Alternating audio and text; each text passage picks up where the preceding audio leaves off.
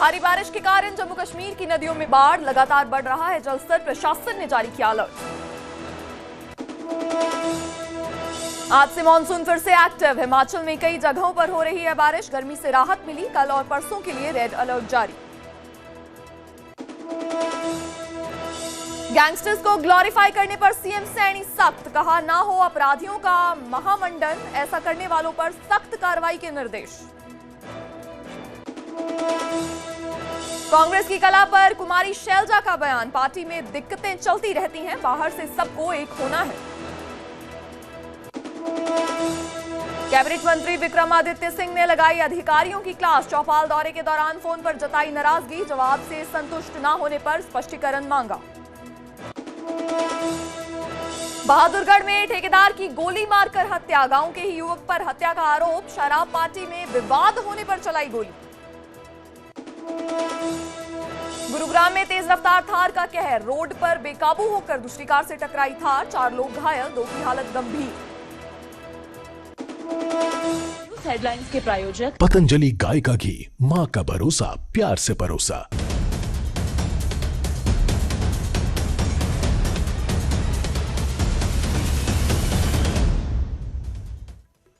नमस्कार, आप देख रहे हैं न्यूज़ 18 पंजाब हरियाणा हिमाचल। मैं हूं आपके साथ जैस्मिन कौर। हरियाणा हिमाचल प्राइम में आप सबका बहुत बहुत स्वागत है।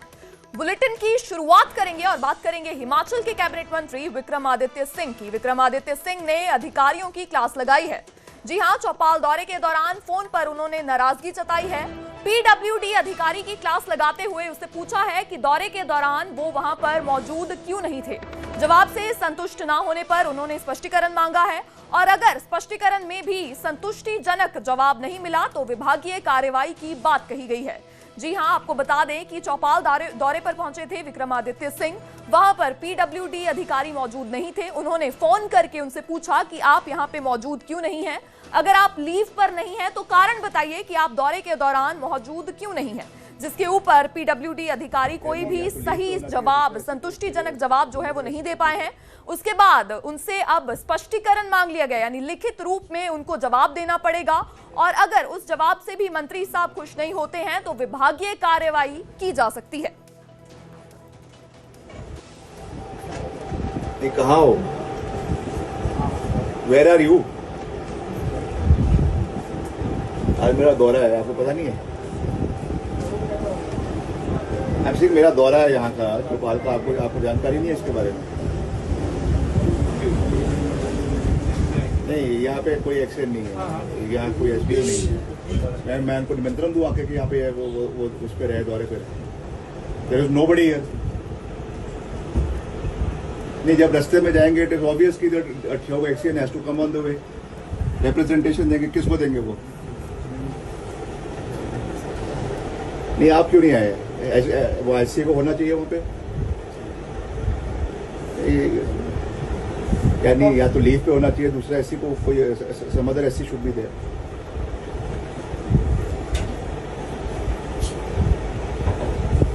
नहीं, ये कोई मजाक की बात नहीं है, अब हल्के में लेते हैं चीज को।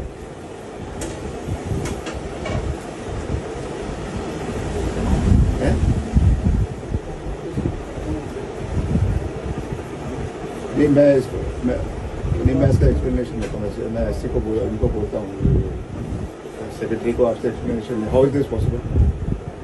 अगर you are not there, somebody else has to be deputed. It is not the first time that I am visiting the area. कोई और एरिया में जाते हैं, that SC is not there, some other SC is deputed on the way. You are taking it lightly. ये क्या मतलब कि क्या बात नहीं हो पाई?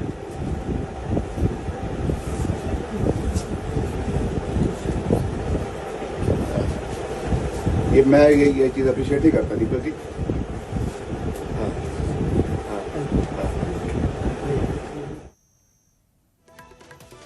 हिमाचल प्रदेश कांग्रेस के दिग्गज नेता एवं पूर्व मंत्री कौल सिंह ठाकुर राजनीति से संन्यास लेकर संत रामपाल की शरण में चले गए। संत रामपाल के ऑफिशियल फेसबुक अकाउंट पर कौल सिंह ठाकुर के उनसे मिलने और बातचीत का पूरा वीडियो शेयर किया गया है। आपको बता दें कि सोशल मीडिया पर यह वीडियो तेजी से वायरल हो रहा है। कौल सिंह ठाकुर अपनी धर्मपत्नी और अन्य रिश्तेदारों के साथ संत रामपाल की शरण में पहुंचे थे। यहां उन्होंने संत रामपाल की चप्पलों के आगे नतमस्तक होकर माथा टेका और संत रामपाल के चरणों में दंडवत प्रणाम किया। उन्होंने संत रामपाल को बताया कि वे हिमाचल में 8 बार एमएलए, 4 बार मंत्री, 1 बार विधानसभा अध्यक्ष और 2 बार पार्टी के अध्यक्ष रह चुके हैं और अब सब कुछ छोड़कर राजनीति से संन्यास लेकर उनकी शरण में आए हैं। वही रहा करेंगे हम, ठीक है, वही से करेंगे।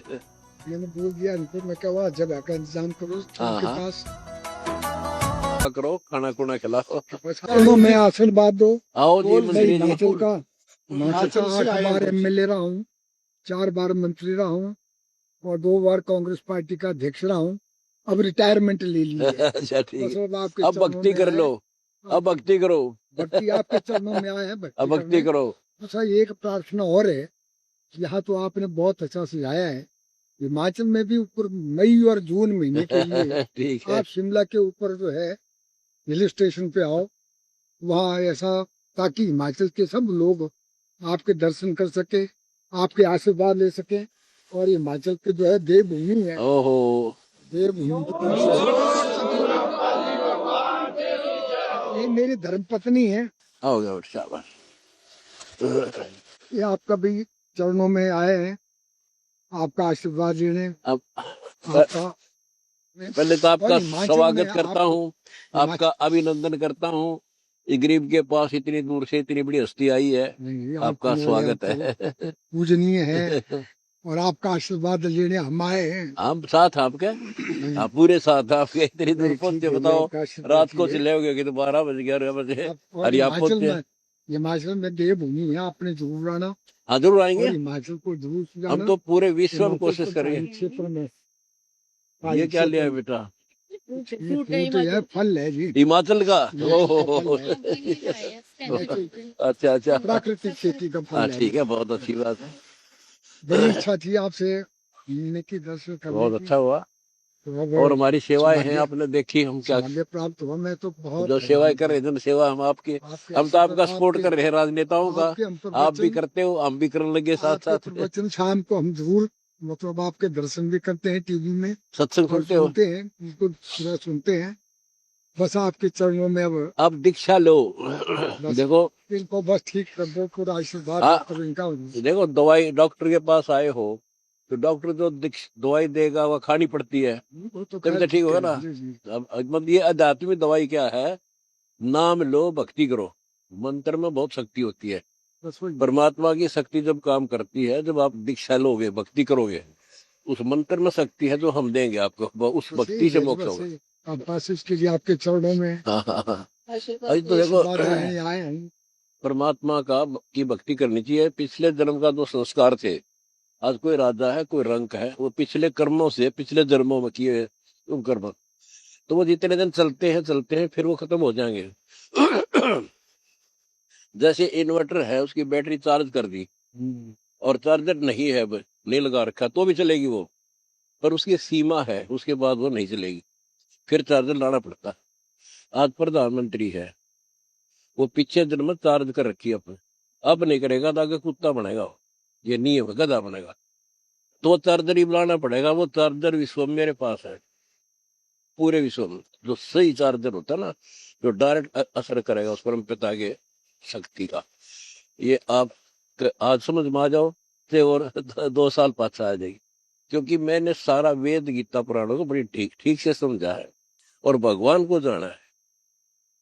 और आप तो मेरे सत्संग सुनते हो तो हम उसमें तो क्लियर आपको है। मान रहे हैं, बस जरूर। हाँ बस ठीक बात है, तो नाम बोल लो। आपको आशीर्वाद दिया, आपका आशीर्वाद हमें मिला।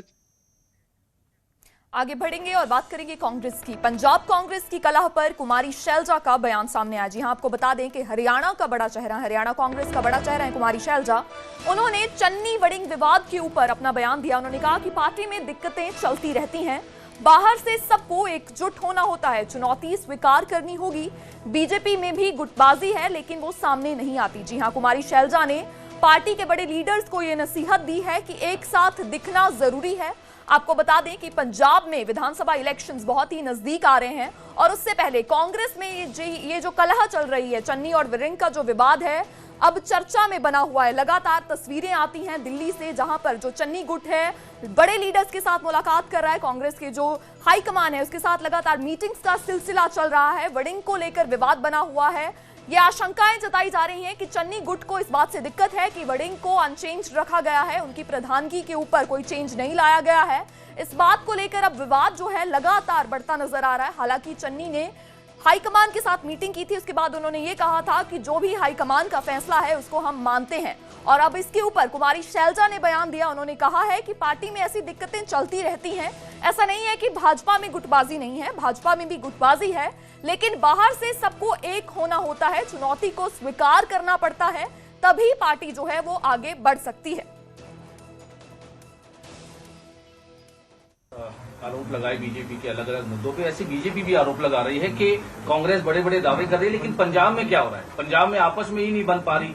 अलग अलग गुट जो है वो बने हुए हैं, चन्नी गुट अलग है, राजा वड़िंग अलग है ग्रुप, जिससे विकास की तो बात नहीं हो रही। अपने आपस में इंटरनल ही जो है बात ये है, विकास आएगा, हमारी सरकार बनने की, विकास होगा, लेकिन राजनीति में और किसी भी पार्टी में, भाजपा में क्या है नहीं, हमारे हरियाणा में देख लो कितने मंत्री, कितने वो ये नेता किनकी आपस में बन रही है, और उसका नुकसान सीधा जनता की ओर जाता है जब सरकार में ऐसे आपस में मतभेद हो। हमारी पार्टी का अंदरूनी मामला, लेकिन पार्टी जब चुनाव में जाती है बिल्कुल एक होकर जाती है।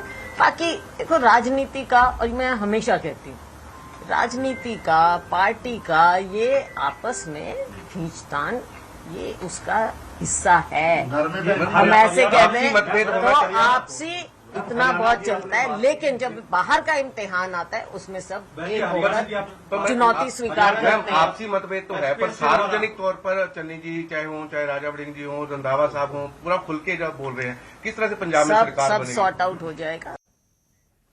जी हाँ, सुकुमारी शैलजा कह रही हैं कि सब सॉर्ट आउट हो जाएगा। पंजाब में कांग्रेस की कलह के ऊपर उनका बयान सामने आया। आगे बढ़ेंगे और बात करेंगे जेजेपी की। जेजेपी के युवा प्रदेश अध्यक्ष दिग्विजय चौटाला का बड़ा बयान सामने आया। उन्होंने कहा कि भाजपा को हराना आसान नहीं है।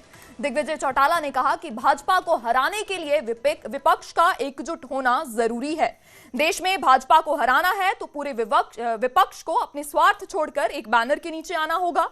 वहीं भाजपा के 2047 तक सत्ता में रहने के दावों पर दिग्विजय ने कहा कि आपातकाल के समय कांग्रेस भी यही कहती थी, इमरजेंसी के समय कांग्रेस का भी यही बयान होता था कि हमें सत्ता से हटाना नामुमकिन है। उन्होंने कहा कि भाजपा की जड़ें भी कमजोर हैं, ये अहंकारी लोग हैं और इनकी बुनियाद भी कमजोर है, लेकिन इनको हराना है तो विपक्ष को एकजुट होकर लड़ना होगा।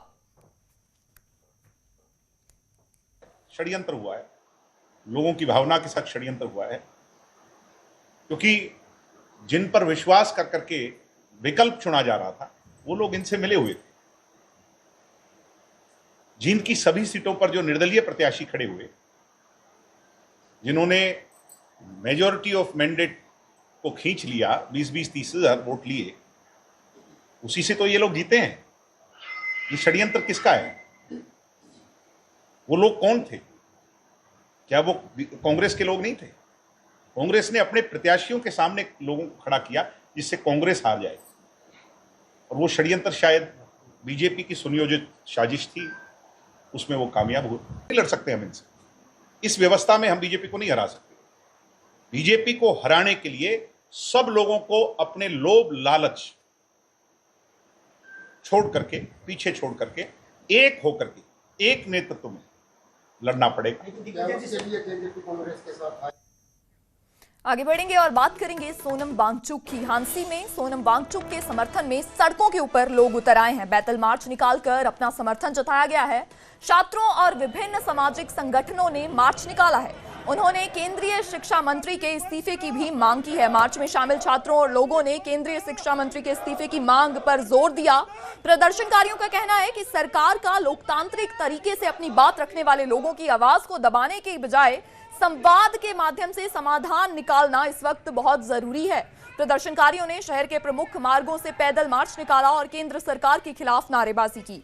इस दौरान उन्होंने सोनम वांगचुक की मांगों का समर्थन किया और ये कहा कि सरकार से उनकी बात गंभीरता से सुननी जानी चाहिए, सरकार को उनकी बात पर ध्यान देना चाहिए।